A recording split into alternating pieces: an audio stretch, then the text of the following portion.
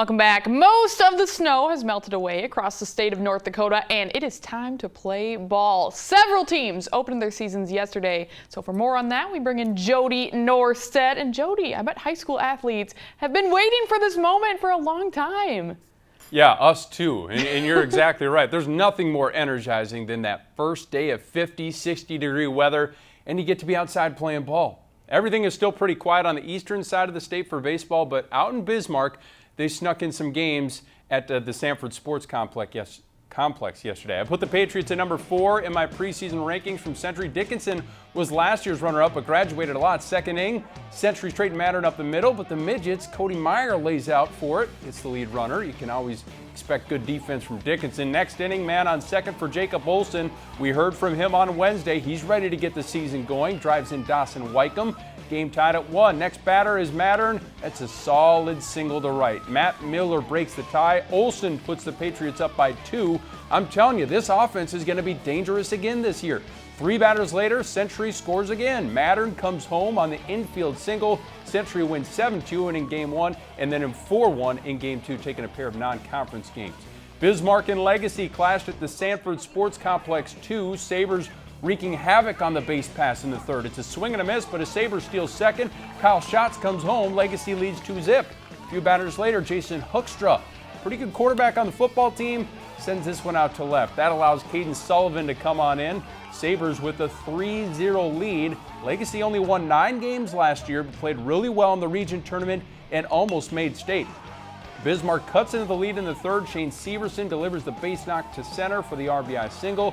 The Demons drew within 1, but Legacy holds them off with a 4-2 win. The Demons won Game 2, 5-4. The top 2 West teams in Class A softball squaring off. Century against Dickinson. Kennedy Kuntz with a hot shot to right. Jordan McNeely scores for a 2-0 Dickinson lead. McNeely, just your average 2-time All-State choice going into her senior year. Freshman Maddie Zander is another one to watch this season. After bursting out of the scene as an 8th grader, she works out of a jam by getting Amber Sickler. In the bottom half, Zander helps her cause. She hits .417 last year at the plate. This year, how about a solo homer? But that was the only run for Century. Sickler was dealing for the Midgets. She gets a strikeout. Dickinson picks up the 4-1 win. The Patriots bounce back, though, in Game 2 for a 12-7 win. Good Tilton Class B, the 2-time defending champs from Kindred Richland, welcoming Hillsboro Central Valley to town, and this one would start as a pitcher's duel. Teresa Clinard, the best pitcher in the state, gets one of her 14 strikeouts in the game. Then it's the Burroughs senior, Ashley Trudell, getting her turn, picking up a strikeout in the second inning. But Clinard can do more than just pitch. She hit .500 last year and drove in 30-plus runs.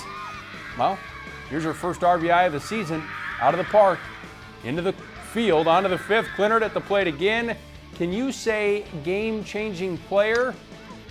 Another solo blast from Clinard, and the Vikings take a 2-zip lead. Kindred has to hold on for the 4-3 win, though. Clinard with the big game, but the Vikings know there's still plenty of work to be done. You know, with Teresa pitching, that's a big key to everything.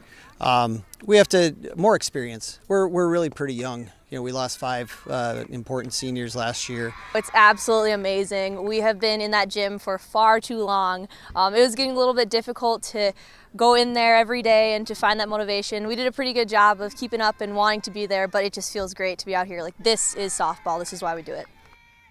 Oh, I love that quote. You can tell just from that interview how excited these teams are to finally be playing some meaningful games. We'll have more games next week as they try to squeeze everything in before region tournaments start in a month. Kelly, back to you. All right, looking forward to it. Thank you, Jody. You bet. Next on the show, it is time for a little track talk with Alex Heinert. He'll update us on the speedsters in North Dakota after the break. Stick around.